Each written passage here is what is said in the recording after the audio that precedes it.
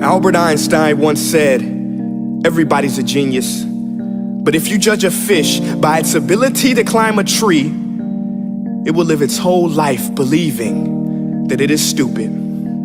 Ladies and gentlemen of the jury, today on trial we have modern day schooling. Glad you could come. Not only does he make fish climb trees, but also makes them climb down and do a 10-mile run. Tell me, school, are you proud of the things you've done? Turning millions of people into robots, do you find that fun? Do you realize how many kids relate to that fish swimming upstream in class, never finding their gifts, thinking they are stupid, believing they are useless? Well, the time has come, no more excuses. I call school to the stand and accuse him of killing creativity, individuality, and being intellectually abusive. He's an ancient institution that has outlived his usage. So, Your Honor, this concludes my opening statement, and if I may present the evidence of my case, I will prove it. Proceed. Exhibit A. Here's a modern day phone. Recognize it? Here's a phone from 150 years ago.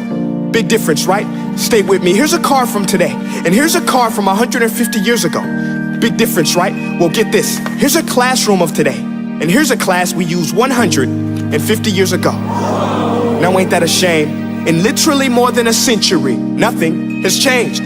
Yet you claim to prepare students for the future? But with evidence like that, I must ask, do you prepare students for the future or the past? I did a background check on you and let the record show that you were made to train people to work in factories, which explains why you put students in straight rows, nice and neat, tell them sit still, raise your hand if you want to speak, give them a short break to eat, and for 8 hours a day, tell them what to think. Oh, and make them compete to get an A letter which determines product quality, hence grade A of meat. I get it. Back then, times were different. We all have a past. I myself am no Gandhi.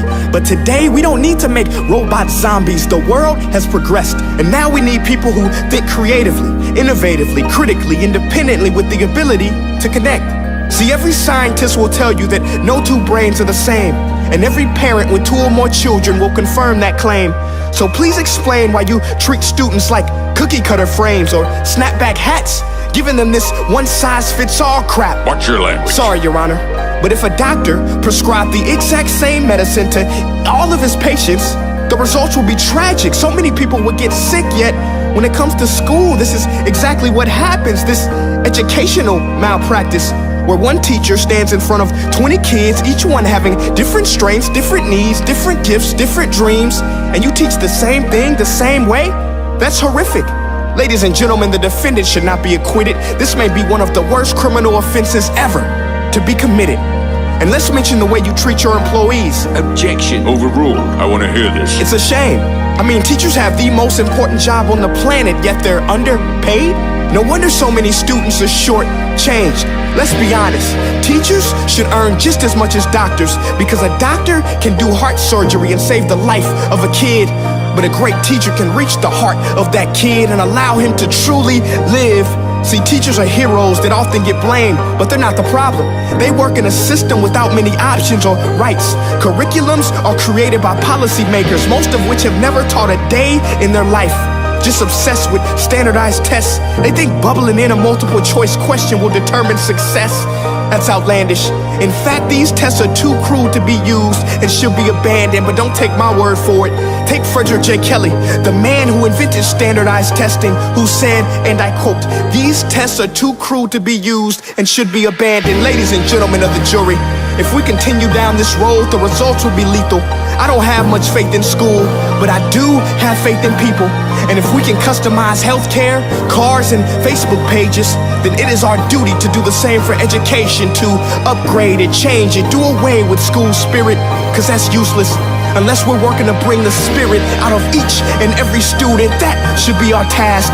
No more Common Core. Instead, let's reach the core of every heart in every class. Sure, math is important, but no more than art or dance. Let's give every gift an equal chance. I know this sounds like a dream, but countries like Finland are doing impressive things.